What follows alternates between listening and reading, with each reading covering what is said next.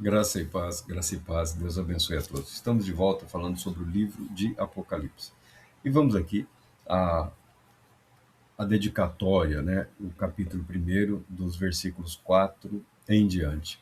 João às 7 igrejas que se encontram na Ásia, graça e paz a vós outros, da parte daquele que é, que era e que há de vir, da parte dos 7 espíritos que se acham diante do seu trono, e da parte de Jesus Cristo, a fiel testemunha, o primogênito dos mortos e o soberano dos reis na terra, e o soberano dos reis da terra. Aquele que nos ama e pelo seu sangue nos libertou dos nossos pecados e nos constituiu reinos sacerdotes para o seu Deus e Pai, a ele a glória e o domínio pelos séculos dos séculos. Amém. Eis que vem com as nuvens, e todo olho o verá, até quantos o traspassaram, e todas as tribos da terra se lamentarão sobre ele. Certamente. Amém. Eu sou o Alfa e o Ômega, diz o Senhor Deus, aquele que é, que era e que há de vir, o Todo Poderoso. Graças a Deus pela sua palavra.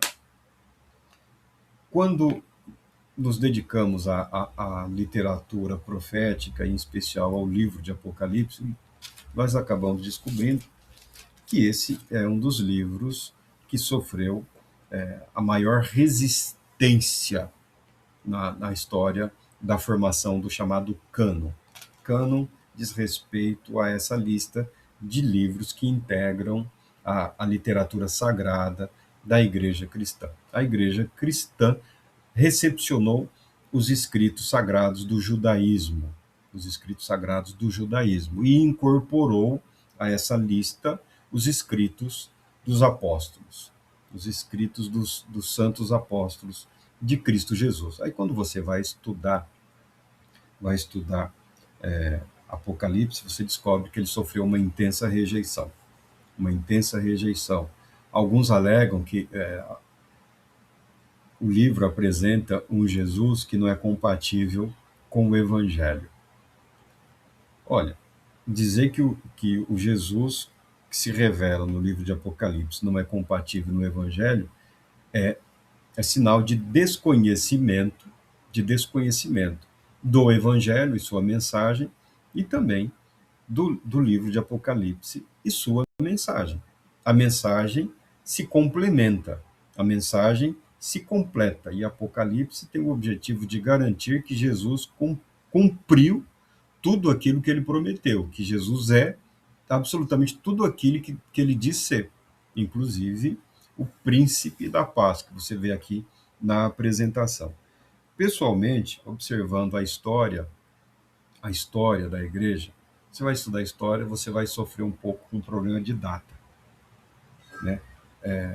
Quando falamos aí dos primeiros dias do cristianismo, vem com o nascimento até 33, 35, alguns vão falar que é perto de 37, mas não importa, os primeiros 30 e tantos anos, aí você marca a divisão da história, né, a partir de Cristo.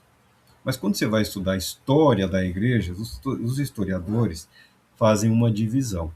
Jesus Cristo não entra na história da igreja. A história da igreja é pós Jesus Cristo. Então a história da igreja começa lá 33, 35. Então, quando fala o primeiro século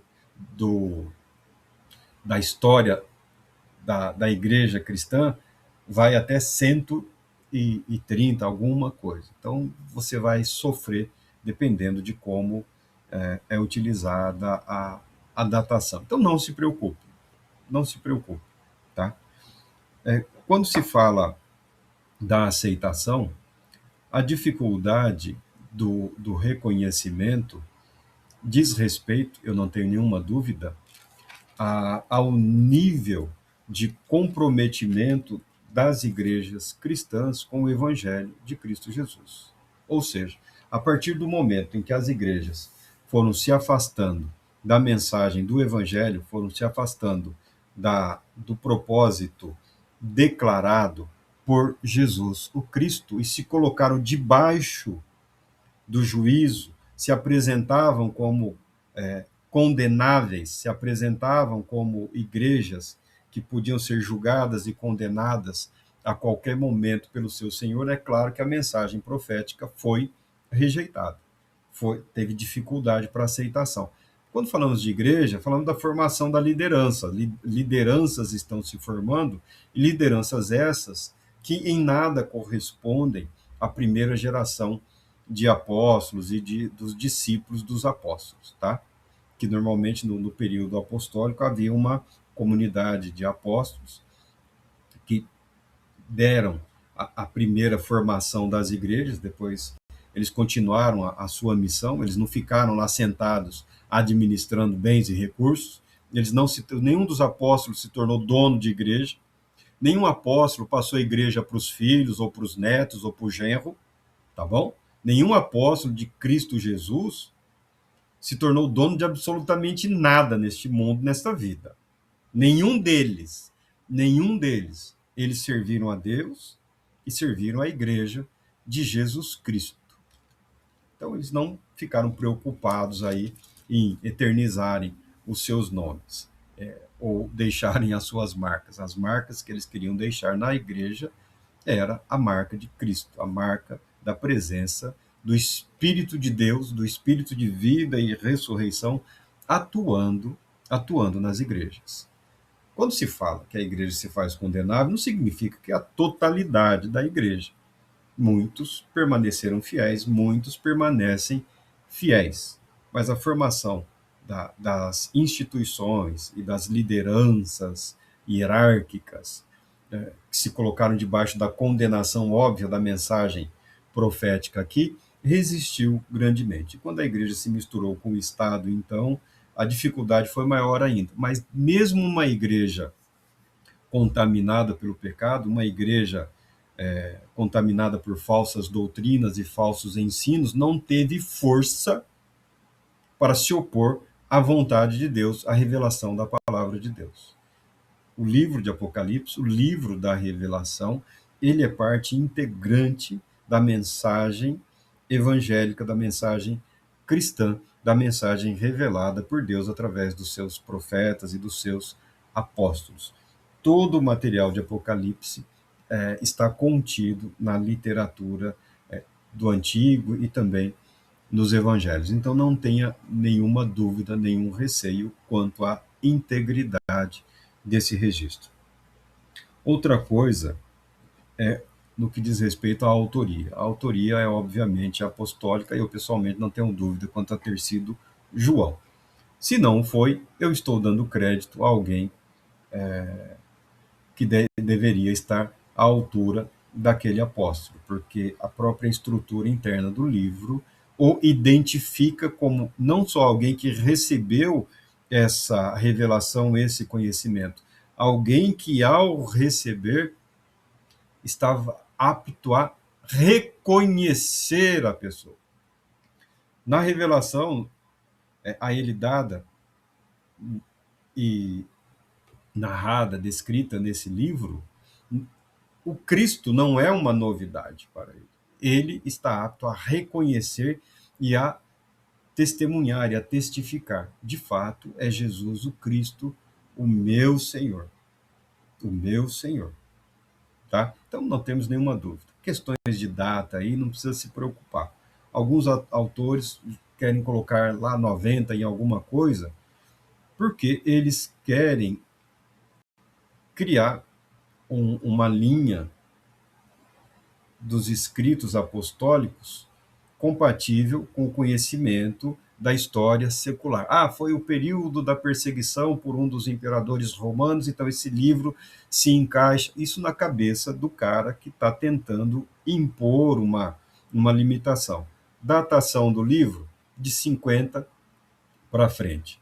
Eu acredito que não foi lá pelos seus 90, foi lá pelos 70, 60, alguma coisa, 70, que esse livro foi escrito, que a revelação foi conferida a João.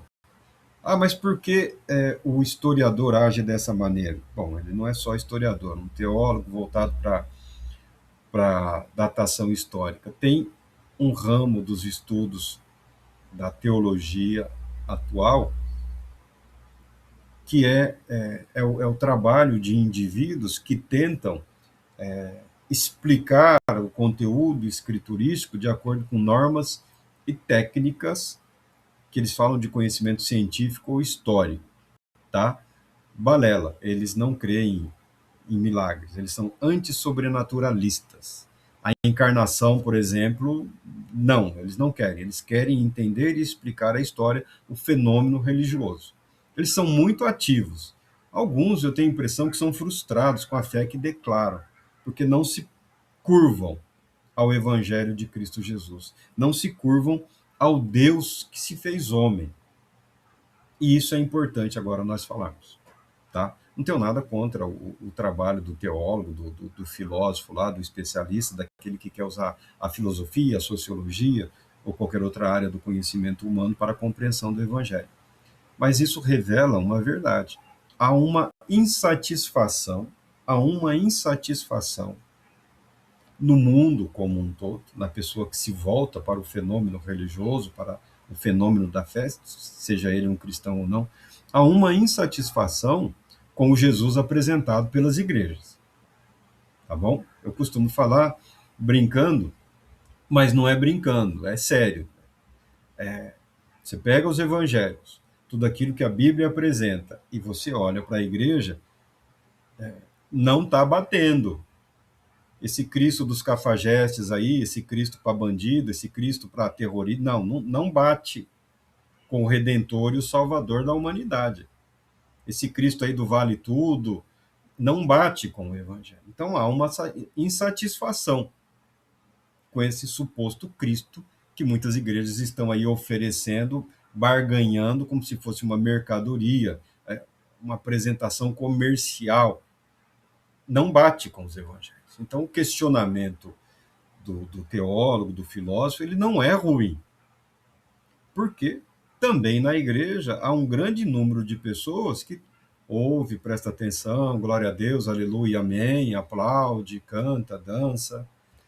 E quando pega a Bíblia, não está batendo. Então nós devemos nos arrepender e voltar para o Cristo da Bíblia, o Cristo da revelação, não o Cristo do comércio que está sendo apresentado aí, comércio religioso. E não é palavra minha, é do apóstolo Paulo, tá? Os lobos, os devoradores do rebanho, os donos do rebanho, que fazem comércio do povo de Deus, que comercializam sim, que vendem, que fazem o que bem entendem, para a própria ruína e condenação eterna, tá? A verdade precisa ser dita. Agora, e o que nós temos com isso? Bom, cada um segue o seu caminho. O nosso compromisso é com a verdade revelada por Cristo Jesus. E uma cautela que os apóstolos passaram a ter naqueles dias, naquele período, já, olha, você está no início ali, as igrejas se formando, o Espírito de Deus atuando de forma plena, se bem que o Espírito de Deus sempre atua de forma plena. Essa é outra coisa que a literatura profética nos faz pensar e refletir. Quando Cristo estará o milênio, será um período de plenitude, Jesus diz, todo o poder me foi dado. O poder de Cristo Jesus agora não é diferente do poder de Cristo Jesus que se manifestará durante o milênio. Todo o poder foi dado a Cristo Jesus. Se todo o poder foi dado a Cristo Jesus, nós devemos de novo pensar. Nós devemos de novo pesar e refletir. Qual é a base, o fundamento da minha fé? É um negócio da esquina? É um esquema aí de ganância? Ou é o evangelho conforme registrado na palavra de Deus? Não importando onde você esteja, sugerimos nós que você se volte para o evangelho conforme revelado na palavra de Deus. É simples, é seguro e tem a garantia da confirmação do Espírito Santo. Para garantir a integridade das suas mensagens, os apóstolos, eles registravam o seu conhecimento do mistério de Jesus o Cristo, o mistério de Cristo, o mistério. O cristianismo não se caracteriza como uma religião de mistério, tá bom? Mas o cristianismo tem mistérios. O próprio Jesus, o Cristo, na sua natureza, ele é um mistério. Nós entendemos, nós aceitamos, nós temos uma compreensão, mas nós não sabemos exatamente como. Se alguém disser que sabe, esse alguém aí deve ter superado todos até hoje, porque é um mistério. É o agente da criação se fez carne, assumiu a humanidade, não é que assumiu a forma humana. Ele assumiu a humanidade, assumiu a humanidade. Você fala, meu Deus, isso não tem como ser expresso em palavras. Mas o conhecimento desse mistério, que é uma verdade revelada, é algo que estava oculto, foi revelado, foi descortinado, como diz o livro aqui, abriu-se a cortina, nós estamos vendo, vivendo, e ainda assim a nossa mente não alcança a plenitude do que tudo aquilo revela para nós. Esse é Jesus, o Cristo, aquele que de quem nós nunca estaremos saciados. Você nunca vai se entediar com Jesus Cristo. O eterno, a palavra eterno, ela tem um peso fortíssimo, essa palavra. Por isso o livro é carregado de figuras de linguagem, o livro é carregado de símbolos. O símbolo garante a limitação no tocante à interpretação possível e necessária em relação à verdade que foi conferida. A religião se sobrepõe à teologia. A religião supera a filosofia. Tá? A razão da nossa fé é o sobrenatural. E muitos aí dos eruditos têm esse questionamento em relação à ação de Deus, à intervenção de Deus na história da humanidade, parecendo eles um tanto quanto frustrados em relação a isso. Mas a vida daquele que crê é pautada pela certeza, pela convicção de que Deus não apenas se importa, Deus se importa e agiu. E Deus já realizou em Cristo Jesus absolutamente tudo em favor da sua criação. Absolutamente tudo. Isso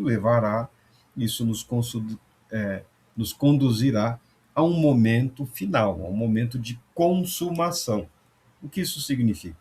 Apocalipse é uma mensagem de fé, uma mensagem de esperança, é uma mensagem que renova a alegria, porque o sofrimento ele existe, mas ele vai passar, ele vai acabar. A dor, a morte, a tristeza, a perseguição, a humilhação, elas são reais. O mal existe, ele é real, mas não vai triunfar. A morte existe, ela é real. A enfermidade, a doença existe, elas são reais, mas elas não triunfarão. Num determinado momento, todo o mal cessará. Todo o mal será retirado do universo, que será tomado pela glória graciosa e eterna do Todo-Poderoso Deus. E o conhecimento em relação ao mistério de Cristo Jesus, da pessoa de Cristo Jesus, de uma forma resumida, é o que consta aqui nesses 5 versículos aqui, do 4 ao 8º, versículo 4 ao 8º, que é a saudação do apóstolo João às 7 igrejas para as quais ele endereçou a sua carta. Igrejas estas que correspondem, 7, à totalidade da igreja de Cristo Jesus. Não foram escolhidas ao acaso. A situação que cada uma delas enfrentava descreve o que todas enfrentavam ou o que todas enfrentam, ou, enquanto houver tempo, todas enfrentarão na sua existência, sempre com um chamado ao arrependimento, à renovação da fé, à confiança em Deus e à certeza de que Cristo Jesus é fiel e não abandonará nunca aqueles que a ele pertencem. Deus Todo-Poderoso te abençoe e te proteja.